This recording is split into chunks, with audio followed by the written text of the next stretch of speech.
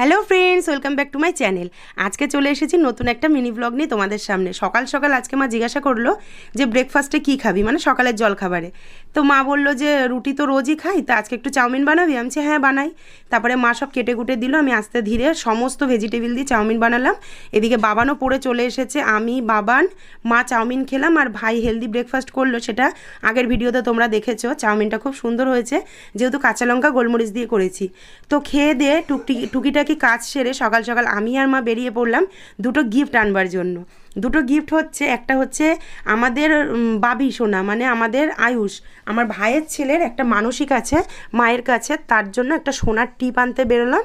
আর তার সাথেই সামনে একটা বিয়ের নেমন্তন্ন আছে, সেটা তোমরা অন্য ব্লগে জানতে পারবে, কার বিয়ে, কোথায় বিয়ে, যাচ্ছি আসছি, আনন্দ করছি, কি গিফট কিনলাম সবটাই। তো যাই হোক, চলে আসলাম। কথা বলতে বলতে সোনার দোকানে মা এখানে টিপ দেখছিল।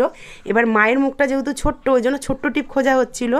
এই টিপটার দামই পড়ে গেল প্রায় 500 টাকার কাছাকাছি, এটা 20 মিলি ছিল এখানে। তো যাই হোক, এবার টিপ নিয়ে চলে আসার পর দুটো গিফট বাড়িতে নিয়ে এসেছিলাম ভাই এবং বোনকে দেখানোর পরে, ওদের যেটা পছন্দ হলো সেটাই নিয়ে নিলাম। কী গিফট নিচ্ছে এগুলো কিন্তু পরের ভিডিওতে আসবে, তোমরা দেখতে থেকো। চলে গেলাম সিংহাসনের দোকানে সিংহাসন দেখবার জন্য, মাকে দেখালাম, মা পছন্দ করলো। কি কথা হলো সেটাও পরে জানাবো। আর এখন চলে এলাম আমাদেরই একদম কালবাটের উপরে যে বড় ঠাকুরের মন্দির ছিল, সেটাই এক জায়গা থেকে আরেক জায়গায় করা হয়েছে। ওই মন্দিরটা ছোট ছিল, এটা অনেক বড় করে সুন্দর করে করা হয়েছে। মা তো হাঁটু ব্যথার জন্য সচরাচর বেরোতে পারে না। মা বেরিয়েছে যখন, মা বলছে এত দূর যখন এলাম চল মন্দিরটা একটু ঘুরে আসি। তো মা, আমি এবং আমার ছেলে তিনজনে মিলে চলে এলাম মন্দিরে। এখানে আছে বাবা শিবশম্ভু, মা কালী এবং আছে বড় ঠাকুর।